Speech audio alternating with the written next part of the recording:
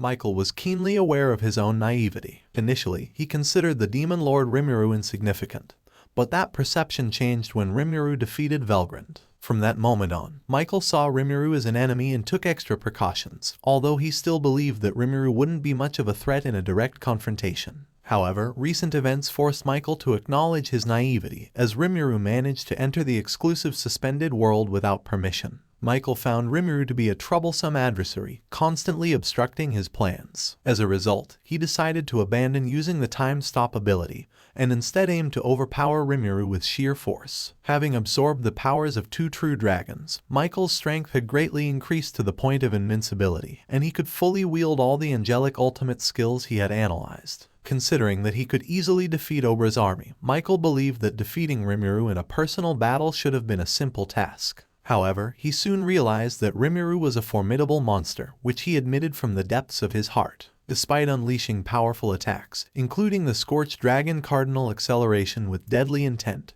Michael's attempts were futile. The advantage of stopping time was lost, leaving him without an effective means to attack Rimuru. At that point, the battle's outcome had already been decided. These attacks are quite straightforward. I can handle them easily. However, in an unexpected turn, Rimuru's threat level suddenly skyrocketed. His eyes glowed with a golden hue, making him unreachable for Michael. Unable to attack, Michael wondered if he could defend himself. Michael's castle guard was no longer effective, but he still had the Patience King Gabriel from Velzard, which provided absolute protection due to its fixation essence. To counter Rimuru's power, Michael activated the snow crystal, coagulating the moisture in the air to create an indestructible barrier around himself. Surprisingly, Rimuru managed to eat through the seemingly invulnerable snow crystal, leaving Michael astonished and questioning the reality of the situation. What did you just do? What was that you said? I ate it. You ate it.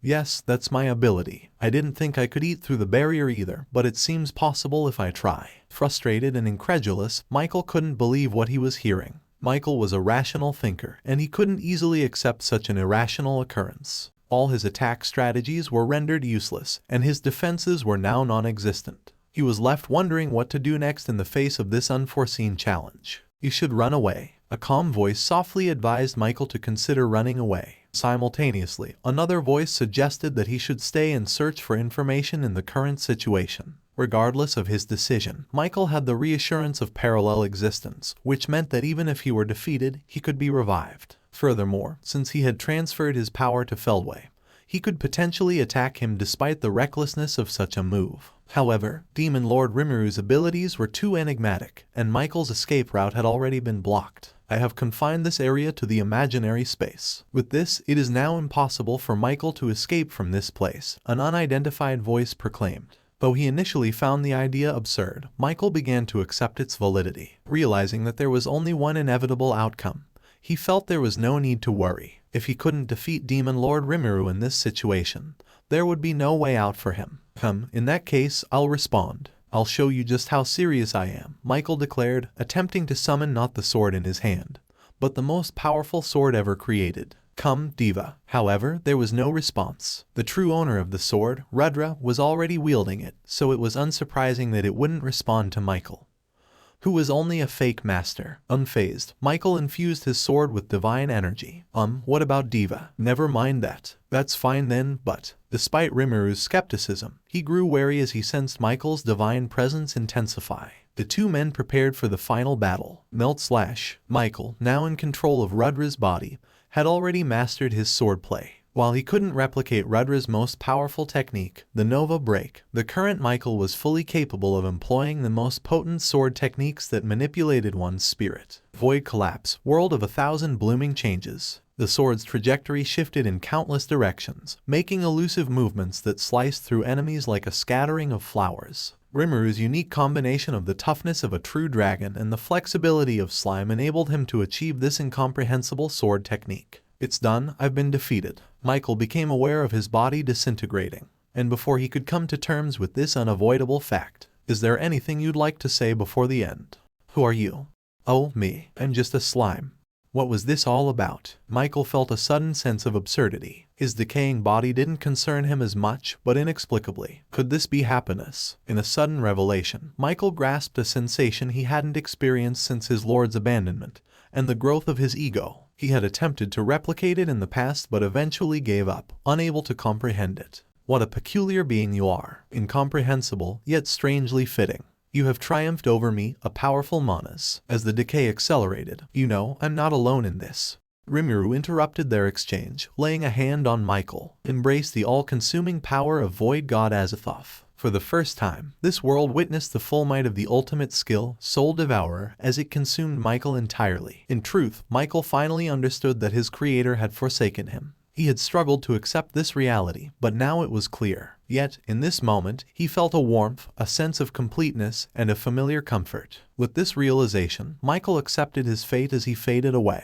It seemed that everything had been a misunderstanding, and he now became one with all that surrounded him. Michael was no longer alone.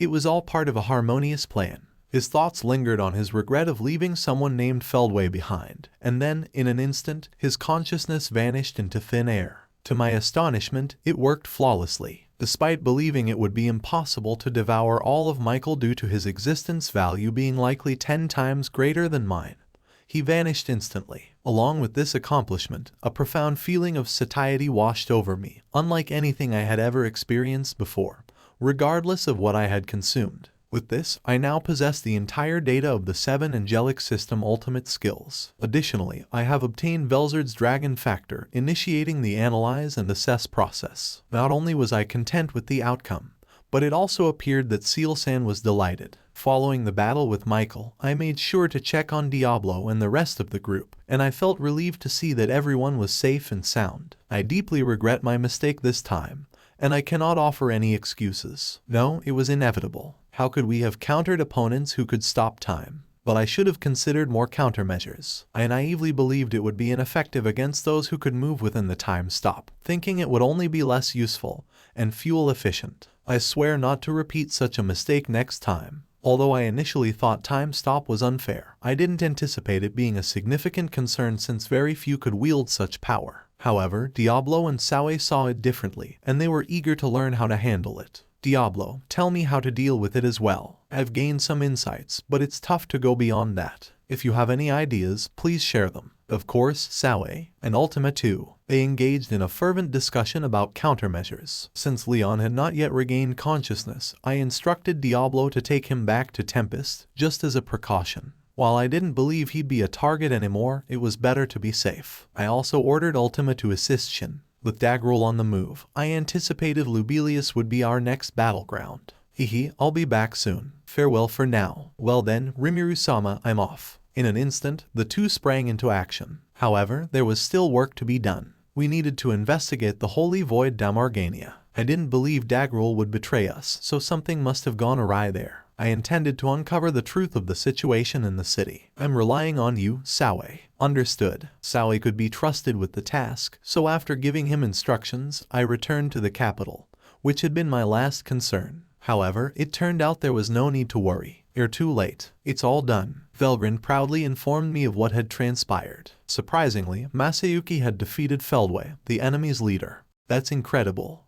Wait a moment. Before you praise me, please hear me out first. Of course, I understood. Masayuki probably wasn't pleased about the outcome, but he still achieved victory, and that was something to be proud of. I felt relieved that everyone was safe and sound. But my sense of relief was short-lived, as reports of the war situation from around the world started pouring in, revealing a much more terrible state of affairs than I had imagined. Instantly, my mind switched to preparing for the upcoming battles.